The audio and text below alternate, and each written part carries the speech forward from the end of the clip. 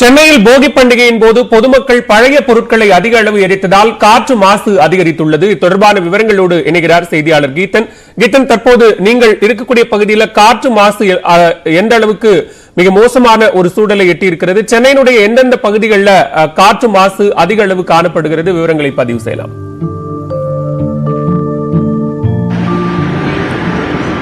இந்த போகி பண்டிகை நாளான இன்று பொதுமக்கள் அதிக அளவு பழைய பொருட்களை தீயிலிட்டு கொளுத்தியதால் சென்னை மாநகர் முழுவதுமே தற்பொழுது ஒரு புகை மண்டலமாக காட்சியளிக்கின்றது. நாம் தற்பொழுது ராயபுரம் பகுதியில் இருக்கின்றோம்.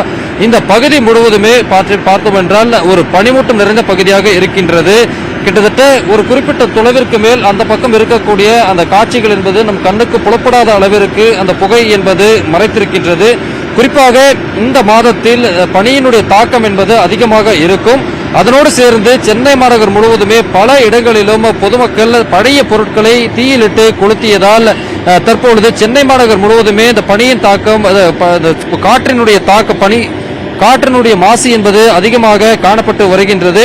சென்னை மாநகராட்சி மற்றும் தமிழக அரசு தொடர்ந்து பொதுமக்களுக்கு இந்த பழைய பொருட்களை இந்த போகி நாட்களில் எரிக்க வேண்டாம் என்று கோரிக்கை விடுத்திருந்த போதிலும் பொதுமக்கள் அதனை கண்டுகொள்ளாமல் தீயிலிட்டு பழைய பொருட்களை கொளுத்தியதால் இந்த காற்றினுடைய தாக்கம் அதிகரித்திருக்கின்றது.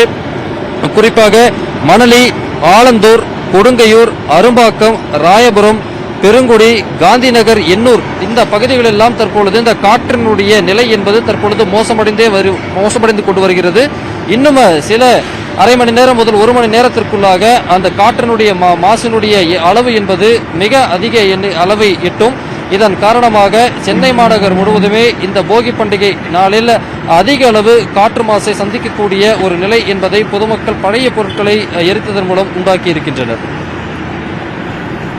கீதன், தற்போது இந்த அளவு அப்படிங்கிறது எந்தெந்த பகுதிகளில் இந்த அளவை கணக்கிடுவதற்கான கருவிகள் வைக்கப்பட்டிருக்கிறது? தொடர்பான ஒரு துல்லியமான அளவீடு என்பது எத்தனை மணிக்கு வெளியாகும்?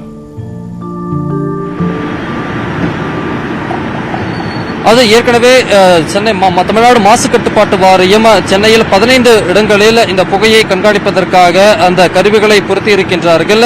குறிப்பாக காலை முதலே தற்பொழுது இந்த காற்றினுடைய அந்த அளவு என்பது அந்த குறிப்பிட்ட அளவை கடந்து செல்கின்ற போது அவை பதிவாக தொடங்கி இருக்கின்றது. தற்பொழுது பார்க்கின்ற பொழுது அந்த மணலி பகுதிகளில் அந்த 103 என்ற அளவிலும், ஆலந்தூர் பகுதிகளில் அந்த பச்சை நிறத்திலிருந்து தற்பொழுது அடுத்த நிறமாக இருக்கக்கூடிய